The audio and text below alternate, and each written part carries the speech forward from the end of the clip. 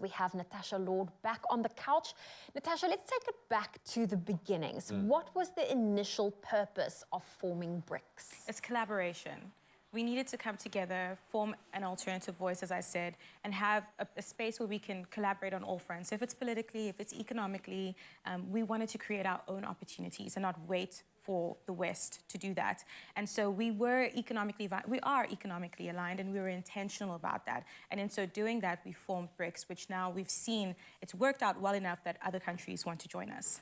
And a lot of countries, which is great, which means this could be the next big step, which is great. That being said, we're going to have to move through certain gateways, as we are with Russia's invasion of the Ukraine. We are probably going to see China do something similar within the Taiwanese space as well. We're going to have to learn how to deal with this walking the line kind of element. How do we do this without completely obliterating our reputation? Is there a balance to be found? Or do we have to go one side or the other? You know, out of our freedom, we have always been kind of neutral, we've always been calm, we've never had to actually take a really intense stance, a hard stance on anything. So we've always been seen as that, you know, neutral Gandhi-like figure in the economic and political world.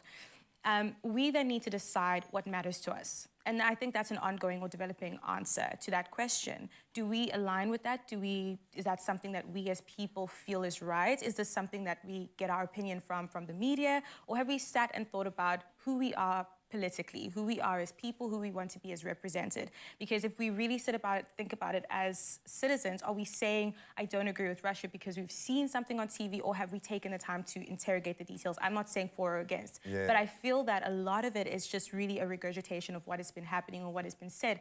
And subconsciously, we're just taking it in, and we've got a natural trust to it and There's a bias. To that. It's a bias, right? It's a confirmation of that bias, And it's interesting because the alternative voice has not been raised in the same at the same volume. So we've heard a lot of the side coming from the West, but we haven't actually heard the other side of how we're actually economically aligned. And so if we see that inflow of information and we contrast it with the lack thereof from where we're actually economically aligned, do we have an opinion, or do we just have, are we just the targets of a lot of the same information? We're just in the wrong place at the right or wrong time. Right or wrong time. So from that, then we can start to say, well, how do we respond to this, and how do we get behind this, and how, aside from reputation, is it reactive, or is it something that we're intentional about building in a specific direction? Laying the framework, So we need to figure out which way we're going, not just because, oh, it's Russia or it's China. It could be anybody, but who are we as people, and how is that represented economically? That's in our control. That's in our control. Yeah, I love that.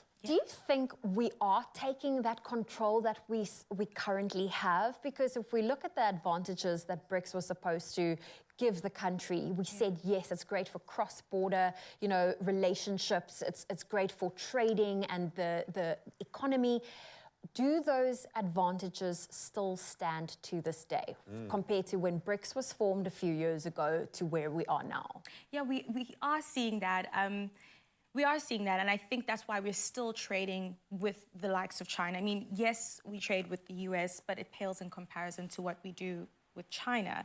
So we are seeing how that is moving in our economy and how that works and benefits us. So much so, again, this is a testament to how much it's working, is that we're seeing other countries wanting to join. My biggest stance is that we're able to enter a space politically and throw our weight in the direction that we choose. We just need to decide what that is. We need to be able to say, look, we're not going to be bullied. We have an opinion, and we're not just going, you know, plugged in the direction of whoever has the loudest voice or leverage, the highest leverage over us. So we are seeing it work. We have an alternative voice, which I think is important. It's becoming one of the only clear paths to economic development for the developing world, which is a major thing. Yeah, and we do punch above our weight class, which is great.